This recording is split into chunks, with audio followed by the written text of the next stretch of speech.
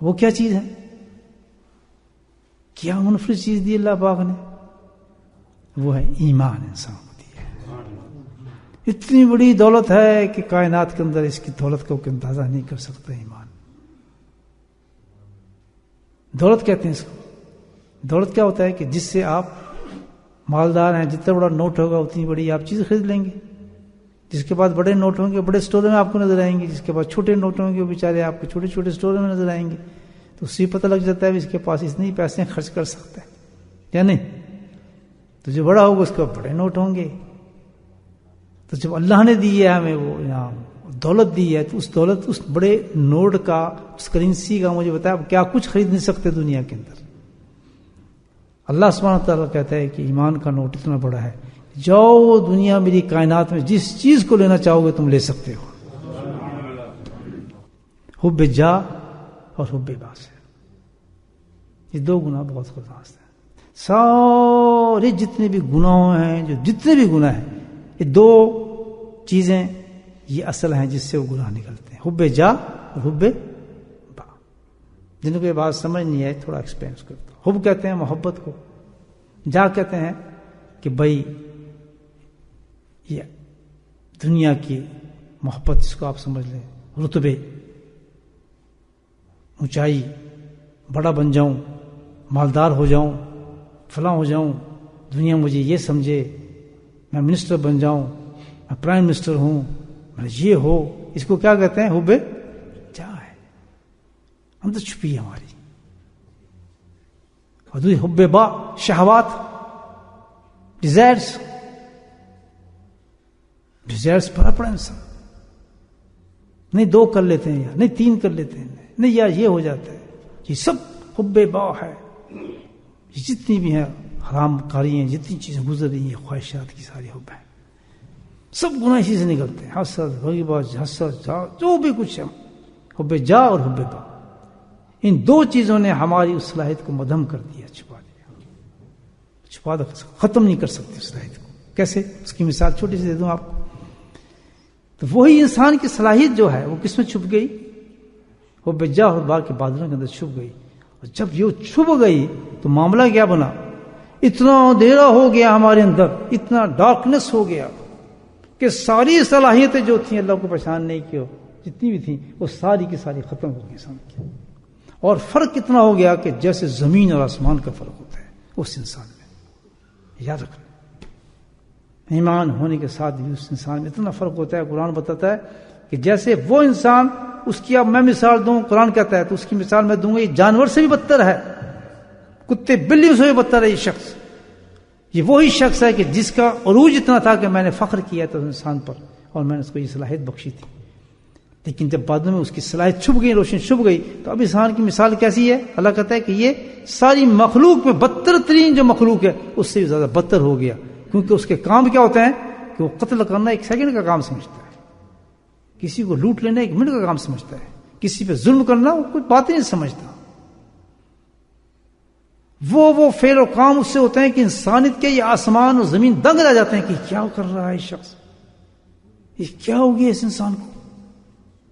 اللہ ولی الذین آمنوا، کون سی دولت تھی؟ ایمان کی۔ اور صلاحیت کون سی تجھے دی تھی؟ بولے اونچے، اللہ کہتا ہے صلاحیت کون سی تھی؟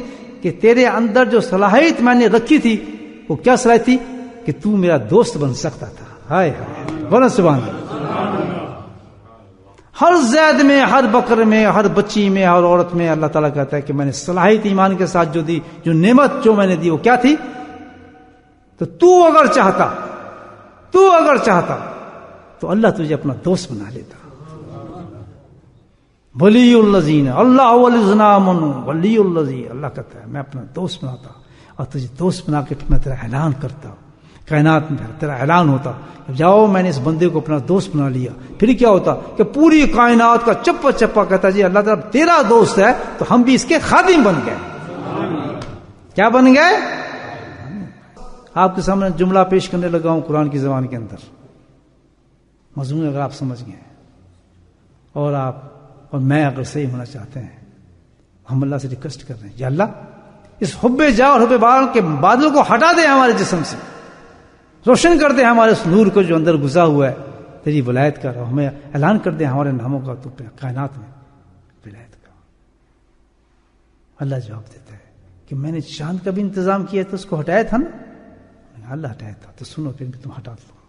غور سے سنیں، اعلان کرتے ہیں یا ایھا الذین آمنوا اذکروا اللہ ذکرا کثیرا وسبحوہ بکرۃ واصیلا هو الذی یصلی علیکم وملائکتہ لیخرجکم من الظلمات الی النور۔ اعلان ہوا استاد، کیا کہتے ہیں اللہ پاک کہ جس طرح میں نے ان ہواؤں سے ان بادلوں کو ہٹا کر اس چاند کو نکال لیا تھا، اسی طرح میں نے تمہارا انتظام بھی کیا ہوا ہے۔ تم اگر چاہو تو تم حب بارک کے بادلوں کو ہٹا سکتے ہو، اس کا میں نے تمہارے لیے انتظام کر دیا ہے۔ کیسے؟ یا الذین آمنوا اذکروا ذکرا کثیرا، میرے ذکر کے دامن کو پکڑ لو مضبوطی کے ساتھ، کثیر زبان سے نہیں، کثیرا، اور اپنے دل کو ذکر کی طرف راغب کرو۔ اور کوئی زبان کثیر نہیں کر سکتی، ہاتھ کثیر نہیں کر سکتا، منہ کثیر نہیں کر سکتا، ماتھے کثیر نہیں کر سکتا، صرف ایک دل کا ذکر ہے جو کثیر کر سکتا ہے۔ اللہ فرمائے گا پھر سنو، اگر تم بادلوں کو ہٹانا چاہتے ہو ایمان والو تو کیا کرو؟ اپنے دلوں کو میرے ذکر کے ساتھ منور کرو، قلبی ذکر کو اپنے اندر جاری کر لو، وسبحوا بکرۃ واصیلا، اور صبح اور شام پابندی کے ساتھ بیٹھ کے میرا ذکر کرو۔ بولے سبحان اللہ۔ اب تو خوش ہوں بھائیو، صبح شام کا ذکر پابند کرو۔ یا ایھا الذین آمنوا ذکرا کثیرا وسبحوا بکرۃ هو الذی یصلی علیکم وملائکتہ۔ اللہ یہاں کیا گارنٹی دیتے ہیں کہ جب تو یہ قدم اٹھائے گا تو میں بھی اور میرے فرشتے بھی تیری مدد کریں گے۔ یصلی سے مراد کیا ہے؟ اللہ کہتا ہے میری مدد آئے گی۔ کیا مدد ہوگی؟ جب تو نفس اور شیطان کے پھر اس طرف جائے گا تو میری مدد یہ ہوگی کہ فرشتے اور میں تجھے اس طرف جانے نہیں دیں گے، انشاءاللہ تجھے بچا کے رکھیں گے۔ تو نے میری طرف قدم اٹھا لیا ہمت کر کے، تو فکر نہ کرنا، پھر تو گناہ نہیں پھر کرے گا، تیری نفس تجھے کہے گا، تیری ڈیزائر تجھے کہے گی کہ یار یہ کام کر، یہ کام کر، لیکن کیا ہے؟ یصلی علیکم ملائکۃ، تیرا رب تجھ سے وعدہ کرتا ہے کہ میں تیری مدد کرتا رہوں گا، میرے فرشتے تیری مدد کریں گے، تیری فرشتے میرے پاس دعا کریں گے، تیرے استغفار کی دعا کرتے رہیں گے، ہر وقت میرا ہر آسمان پر فرشتہ تیری طرف رکھوالی کرے گا کہ کہیں غلط قدم نہ اٹھائے، کیونکہ تو نے قدم اٹھا لیا ہے اپنے بادلوں کو چھانٹنے کے لیے، اور صبح اور شام اپنے دل کو تو نے ذکر کے ساتھ منور کر لیا ہے، اللہ کی مدد تیرے ساتھ چل پڑی ہے۔